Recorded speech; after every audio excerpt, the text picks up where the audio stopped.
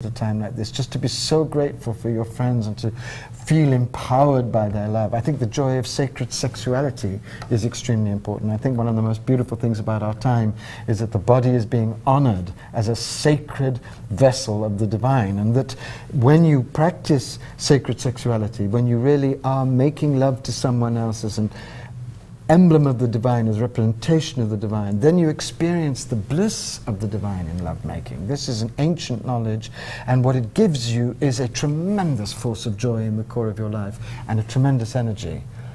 And then I think the greatest joy of all, and this is something that I really came to at the end of my book, it was like the reward for all the sweat, blood and tears that had gone into the book. I had a dream, and I was seeing the divine child playing on, a divine child surrounded by light, playing on the shore, and I suddenly realized, that's it, a sacred activist does the work of sacred activism, not out of guilt, not out of shame, not out of revenge, not out of fury, but out of sacred play. You see, when you're with the Dalai Lama, you're looking at a person who is immensely concentrated, immensely focused, immensely passionate, but there's also a playfulness about him, a freedom about him.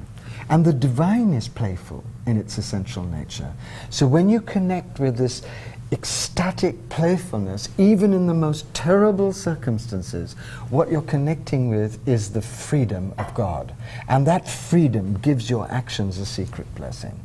So that was a big revelation for me, and I think it's beautiful. A secret blessing. It is. Gives your actions a secret. You notice it in Gandhi. You notice it in Mandela. These are beings who are serene and peaceful, even in horrible circumstances, and who radiate playfulness, gentleness.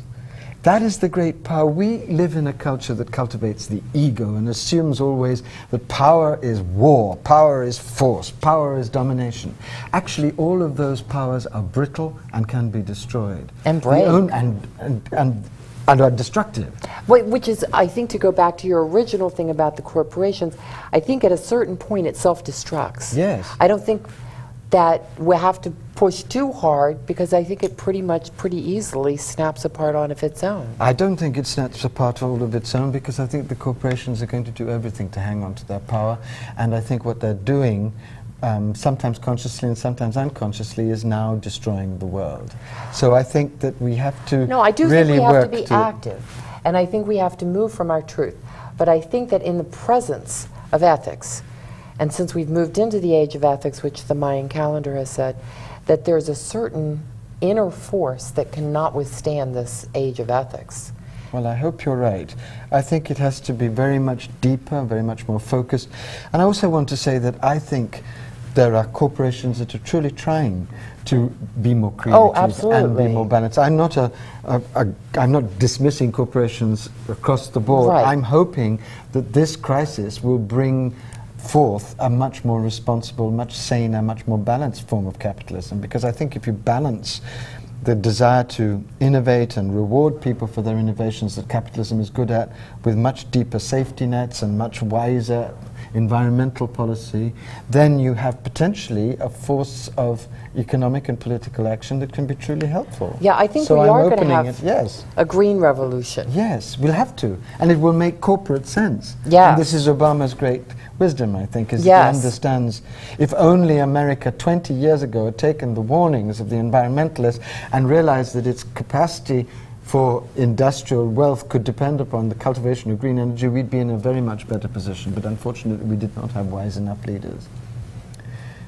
So the last law is, I think, in a way, the most important of all, and this is what we're doing right now. I call the law of networks of grace, because I believe that this great transformation that we're being called upon to do, this transformation of sacred activism, of putting love in action on every level, is going to be done not by people individually on their own, but people who come together to work together to infuse and enthuse each other in what I've called networks of grace. And I had a vision of how these would work. It was amazing. I was invited by some wild nuns in Cleveland to talk to them about sacred activism. God bless the nuns is how I have. And I was sleeping in this tiny little narrow bed and trying to get sleep, and suddenly I was thinking about the terrorists. I'm thinking, they're so effective, and the good are so ineffective. What is the secret of the terrorists' effectiveness? And of course it is that they organize themselves in cells of between 6 to 12 people. And I thought, well, this is how sacred activism will be organized. It'll be a grassroots movement organized in these cells of people brought together by passion, by heartbreak, by the desire to concentrate on a problem in a local community and really do something about it. For example, you could have 6 housewives who suddenly realize that there are all sorts of people who are or friends of theirs who are losing their houses, their jobs, and who really want to help, and they come together to think of ways to help in those ways. And then the word cell made me think of a conversation that I'd had with Deepak Chopra, who's a beloved friend of mine and whom I admire very much. And Deepak was describing the way in which a caterpillar becomes a butterfly. Caterpillar goes into a cocoon, creates the cocoon, and in the cocoon dissolves into a grey gunge. And you know what happens is that at a certain moment of the dissolution, what are called scientifically imaginal cells wake up in the DNA and cluster together and create out of the grey gunge the future body of the future butterfly. So in this terrifying situation that we're in, I conceive of networks of grace as the imaginal cells that are waking up in this decaying situation to create the butterfly of the new divine human. And so I've gone out with this idea. There are 40 already started. I'm hoping that this networks of grace will be the real formation all over the world. Our wonderful woman is doing a wonderful website for us for free, which is so extraordinary. And a lot of people seem to be very excited by this idea. So I'm suggesting to people that there are 3 basic ways you can come together to create a network of grace in your local community. One of the fundamental things about my vision is that I say to people when they say to me, what can I do? What should I do? I say to them, what you should do is to get up at 3 o'clock in the morning and pray to God to be as strong as possible and as calm as possible, and look around at the pain of the world and ask yourself one question, just one question. What of all of these causes breaks my heart the most? Because when you discover, I found, the cause that breaks your heart the most, you find the cause that you can really dedicate the most energy to. To me, the cause is animals. I can no longer stand the way we treat animals in our abattoirs, in our slaughterhouses, and in the way in which we're destroying their habitats, and in the way we conceive of them in such destructive ways. We've really created a kind of concentration camp for animals, and we are torturing them to death. And that actually fills my nights with sadness. But instead of just being grief-stricken by that, I've become an advocate for animal rights, and I'm passionate about it. And I will get up on any situation and talk about it because I care about it, because it breaks my heart. So one of the ways in which a network of grace can form is through a shared heartbreak. People who just can't stand the way in which old people are treated, or the way in which AIDS patients are treated, or the ways in which children are treated, or the ways in which people who are going through this financial crisis have no food or no houses, just can't take it anymore, and are broken-hearted, and get together and invent new ways of doing it.